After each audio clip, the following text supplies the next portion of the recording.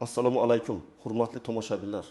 Bugun men pensioner ayollar uchun juda muhim bo'lgan masalani tushuntirib beraman. Bu gap shunchaki eshitib qo'yadigan xabar emas. Bu ma'lumot ko'plab ayollarning pensiya miqdoriga, stajiga qayta hisob-kitob qilish imkoniyatiga bevosita ta'sir qilishi mumkin. Ayniqsa, farzand tarbiyalagan, ish staji to'liq hisoblanmagan, eski yillarda ishlagan yoki hujjatlari arxivda qolib ketgan ayollar bu videoni albatta oxirigacha ko'rish kerak. Men sizga bugun qanday foyda o'zgargani, avval qanday muammo bo'lgani. Endi pensioner ayollar nimalarni talab qilishi mumkinligi, kimlar bundan foyda ko'rishi, kimlarga esa bu o'zgarish ta'sir qilmasligini oddiy tilda tushuntiraman. Hozirning o'zida kanalga obuna bo'ling. Videoga like bosing. Chunki bu ma'lumotni onangizga, opangizga, xolangizga, qo'shningizga yetkazsangiz, balki ularning pensiyasi qayta ko'rib chiqilishiga sababchi bo'lasiz. Men ko'p yillardan beri pensiya masalalarida odamlarga tushuntirish berib kelaman va amaliyotda eng ko'p uchraydigan muammolardan biri shuki, ayol kishi butun umr ishlagan, farzand tarbiyalagan, oilani ko'targan. Lekin pensiya tayinlanganda uning ayrim yillari stajga kirmay qolgan bo'ladi. Ba'zida bu ish daftarchasidagi yozuvni to'g'ri bo'lgani uchun, ba'zida arxiv ma'lumoti topilmagani uchun. Ba'zida esa farzand parvarishi davrlari umuman hisobga olinmagani uchun sodir bo'ladi. Avvallari ko'p ayollar pensiyam tayinlandi, bo'ldi, endi hech narsani o'zgartirib bo'lmaydi deb o'ylardi. Ayrim joylarda ularga siz allaqachon pensiyadasiz, endi eski davrlarni qo'shib bo'lmaydi deb ham aytishgan. Lekin hozirgi tartibda eng muhim jihat shuki, agar ayolning pensiya hisobida inobatga olinishi kerak bo'lgan davrlar tushib qolgan bo'lsa, u pensiya tayinlangandan keyin ham qayta hisob-kitob qilishni so'rab murojaat qilishi mumkin. Bu ayniqsa farzand parvarishi. Ish staji, arxiv hujjatlari va elektron bazalarda keyinroq aniqlangan ma'lumotlar bo'yicha muhim.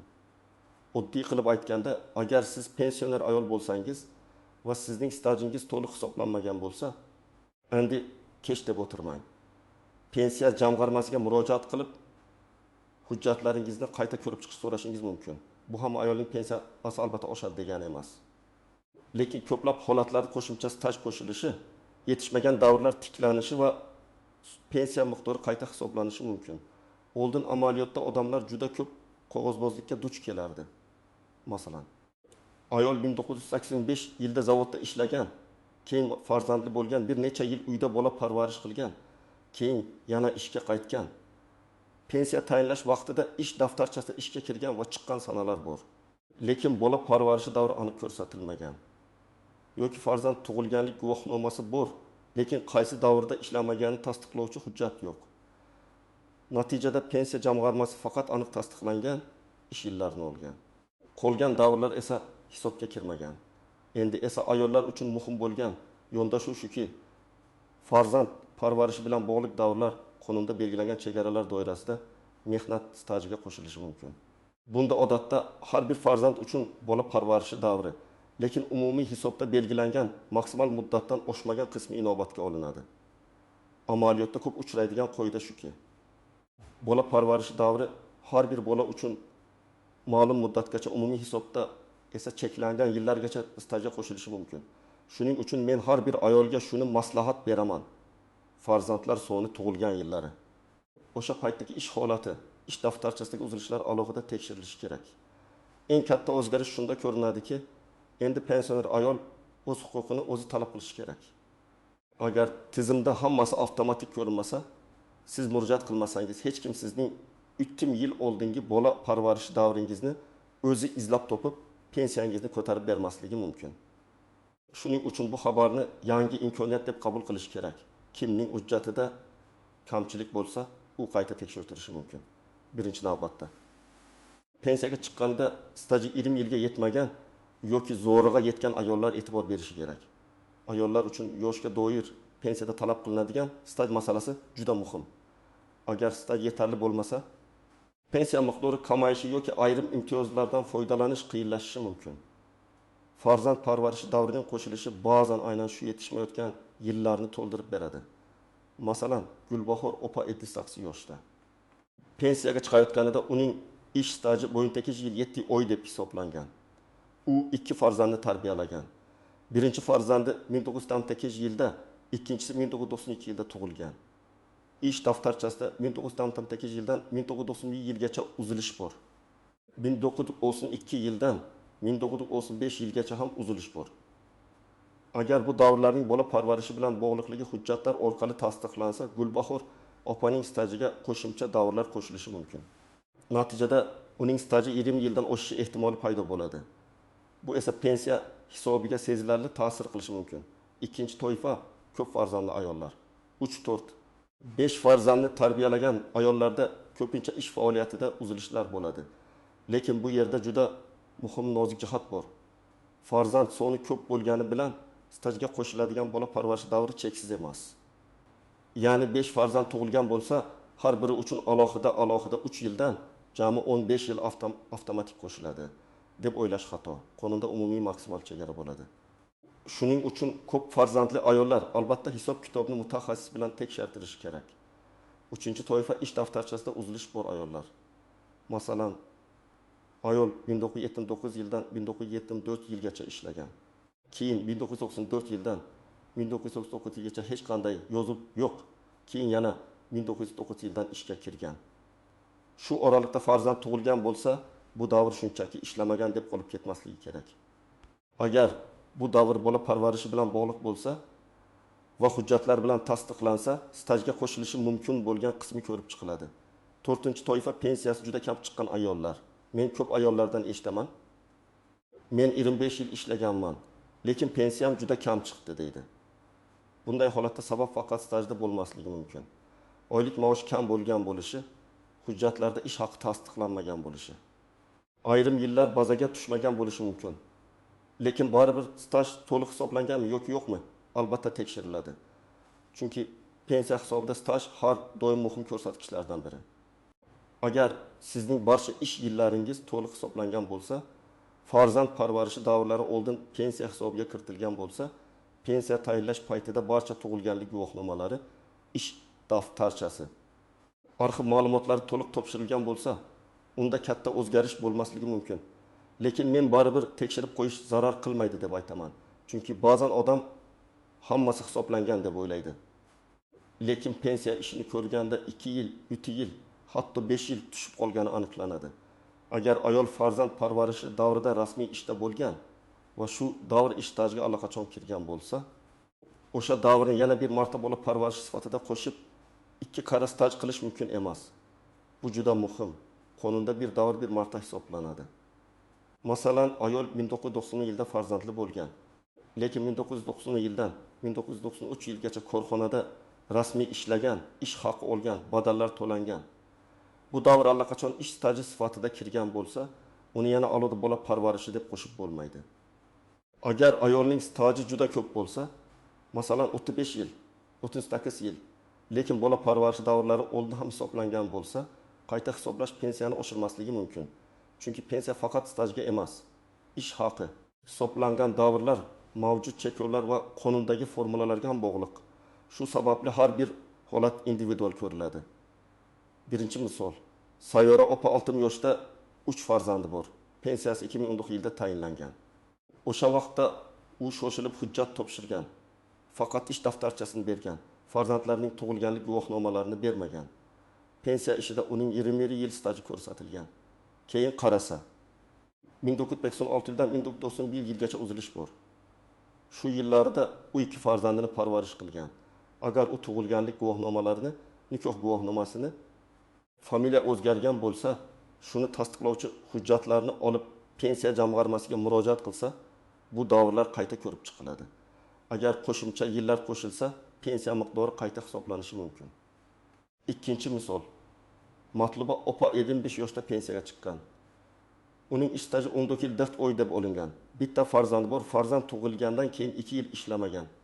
Shu 2 yil hujjatlar bilan tasdiqlansa, staji 20 yil 4 oy bo'lishi mumkin. Bu esa katta farq. Chunki 20 yilga yetmagan staj bilan 20 yildan oshgan stajning pensiya hisobidagi natijasi bir xil bo'lmasligi mumkin. Uchinchi misol, Dilbar opa 4 farzandli. U menga 12 yil qo'shilishi kerak deb o'ylaydi. Lekin tekshirilganda ma'lum bo'ladiki, birinchi va ikkinchi farzand davrida u rasmiy ishlagan, uchinchi farzand davrida 1 yil uyda bo'lgan. 4-farzand davrida 3 yil uyda bo'lgan. Demak, unga faqat haqiqatan ham ish stajiga kirmagan, bola parvarishi bilan bog'liq va qonundagi chegara doirasidagi davrlar qo'shilishi mumkin. Bu misol shuni ko'rsatadi. Farzand soni emas, hujjat va davrlar muhim. 4-misol. Zaynab opa pensiyaga chiqqaniga 8 yil bo'lgan. U mening pensiyam eski, endi hech narsani o'zgartirib bo'lmaydi deb yuradi. Lekin yaqinda eski korxonasining arxiv ma'lumotlari topiladi. U yerda 6 yil ishlagani tasdiqlanadi. Bunday holatda u pensiya jamg'armasiga ariza berib, yangi topilgan hujjatlar asosida pensiyasini qayta hisoblashni so'rashi mumkin. Bu faqat ayollar uchun emas, barcha pensionerlar uchun muhim. Lekin ayollarda farzand parvarishi davrlari sababli bunday holatlar ko'proq uchraydi. Endi eng ko'p xato qilinadigan joylarni tushuntiraman. Birinchisi, pensiya avtomatik oshadi deb kutish. Yo'q. Ko'p holatda siz ariza bermasangiz, hujjat topshirmasangiz qayta hisoblash boshlanmaydi. Elektron bazalar rivojlanmoqda, lekin eski yillardagi ma'lumotlarning hammasi tizimda to'liq bo'lmasligi mumkin. Ayniqsa 1990 yillardagi korxonalar yopilgan, nomi o'zgargan arxivga topshirilgan bo'lishi mumkin. Ikkinchisi, tug'ilganlik guvohnomasi bo'lsa kifoya deb o'ylash. Tug'ilganlik guvohnomasi farzand borligini tasdiqlaydi. Lekin ba'zan ayol aynan qaysi davrda bola parvarishi sababli ishlamaganini ham aniqlash kerak bo'ladi. Agar ish daftarchasida uzilish bo'lsa, bu yordam beradi. Agar ishda bo'lgan bo'lsa, buyruqlar, ta'til hujjatlari, ishga qaytgan sanalar kerak bo'lishi mumkin. 3-si familiya masalasi. Ko'p ayollar turmushga chiqqandan keyin familiyasini o'zgartirgan. Ish daftarchasida bir familiya, tug'ilganlik guvohnomasida boshqa familiya, pasportda yana boshqa ko'rinish bo'lishi mumkin. Bunday holatda nikoh guvohnomasi, ajrim guvohnomasi yoki familiya o'zgarganini tasdiqlovchi hujjat kerak bo'ladi. Aks holda pensiya jamg'armasi bu hujjatlar aynan sizga tegishli ekanini tasdiqlang deyishi mumkin. 4-si. Chet elda yoki boshqa viloyatda ishlagan davrlar. Agar ayol boshqa respublikada, boshqa viloyatda sobiq ittifoq davrida ishlagan bo'lsa, arxivdan ma'lumot olish ko'proq vaqt talab qiladi. Lekin bu imkonsiz degani emas. Arxiv so'rovi berish, korxona vorisini aniqlash, davlat arxiviga murojaat qilish mumkin. 5-si, rad javobidan keyin to'xtab qolish. Agar sizga og'zaki bo'lmaydi deyishsa, men doim yozma javob so'rang deyman. Chunki og'zaki javob bilan huquqingizni himoya qila olmaysiz. Yozma rad javobida qaysi sabab bilan rad etilgani ko'rsatiladi. Shundan keyin yuqori turuvchi tashkilotga yoki sudga murojaat qilish imkoniyati bo'ladi. Endi men sizga aniq harakat rejasini beraman. 1-qadam, uyda barcha hujjatlarni yig'ing. Pasport yoki ID karta, pensiya guvohnomasi, ish daftarchasi, farzandlarning tug'ilganlik guvohnomalari, nikoh guvohnomasi. Familiya o'zgargan bo'lsa, shuni tasdiqlovchi hujjat, eski korxonalardan berilgan ma'lumotnomalar, arxiv javoblari, mehnat shartnomalari yoki buyruqlar nusxalari bo'lsa, hammasini alohida papkaga joylang. 2-qadam. Ish daftarchangizni varaqlab uzilishlarni belgilang. Masalan, 1907 yil martda ishdan chiqqansiz, keyingi ish 1990 yil iyulda boshlangan. Shu oralikda farzand tug'ilganmi? Uyda bola parvarish qilganmisiz? Shuni yozib chiqing.